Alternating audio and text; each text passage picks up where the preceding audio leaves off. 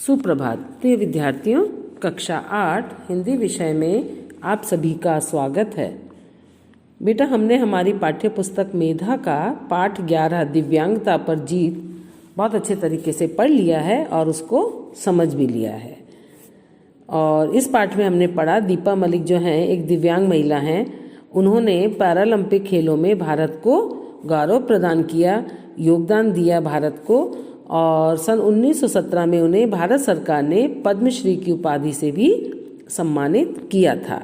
इस सम्मान को पाने के बाद एक प्रमुख समाचार पत्र के पत्रकार प्रगति ने उनका साक्षात्कार लिया। साक्षात्कार माने इंटरव्यू लिया और उनसे उनके बारे में, उनके जीवन के बारे में पूछा कि आपकी सकारात्मक सोच का श्रेय आप किसको देती हैं। तो उन्होंने बताया, मैं अपने माता पिता को देती हूँ। और कठिनाई परेशानी के समय में आपके ससुराल वालों ने क्या आपका सहयोग किया? उन्होंने बताया, हाँ बराबर उन्होंने मुझे बहुत सहयोग किया, है ना।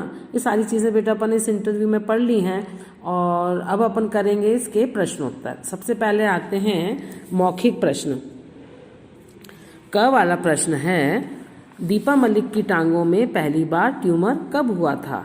इसका उत्तर है, दीपा मलिक जब 6 साल की थीं तब उनकी टांगों में पहली बार ट्यूमर हुआ था। ख प्रश्न है, दीपा मलिक के पिता का नाम क्या है? उत्तर है इसका, दीपा मलिक के पिता का नाम कर्नल बीके नागपाल है। ग प्रश्न है, दीपा मलिक के पति का नाम क्या है? उत्तर है इसका, दीपा मलिक के पति का नाम कर्नल विक्रम सिंह है।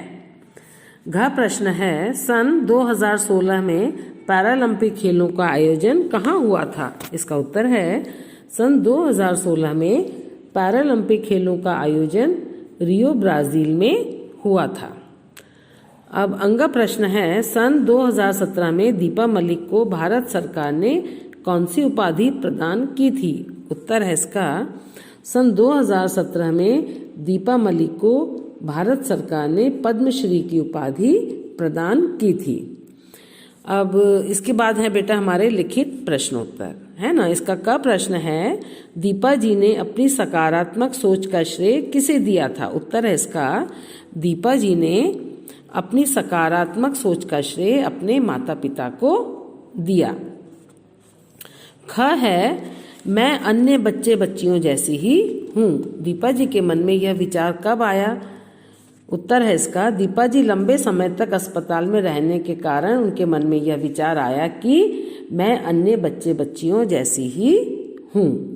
ग प्रश्न है, दीपा मलिक ने अपनी शादी के बारे में जो कुछ बतलाया उसे अपने शब्दों में लिखिए। उत्तर है इसका, दीपा मलिक की शादी कर्नल विक्रम सिंह से हुई थी। उन्होंने स्वयं उसने पिता से दीपा का हाथ मांगा था।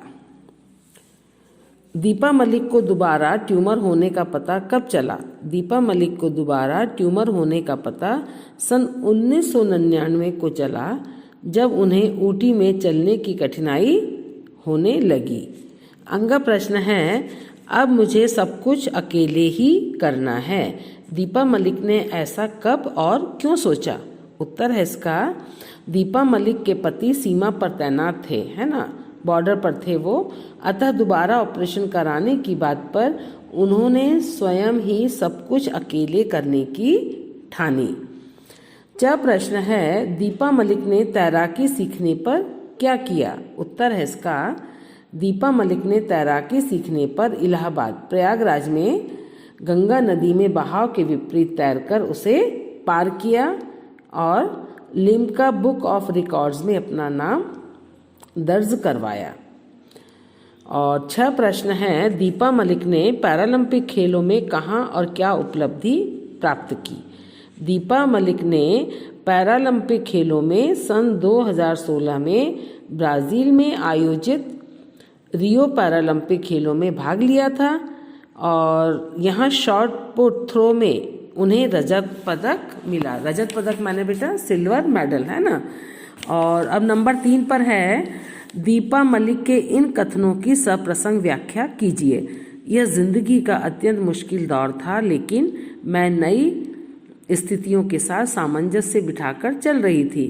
अब देखिए इसमें क्या था, पति की अनुपस्थिति में अपनी छोटी छोटी बच्चियों की देखभाल करना और स्वयं का भीषण बीमारी से जूझते हुए उभारना कठिन होता है, किंतु अदम्य इच्छा शक्ति माने प्रबल इच्छा शक्ति के बल पर दीपा जी ऐसा कर पा रही थी।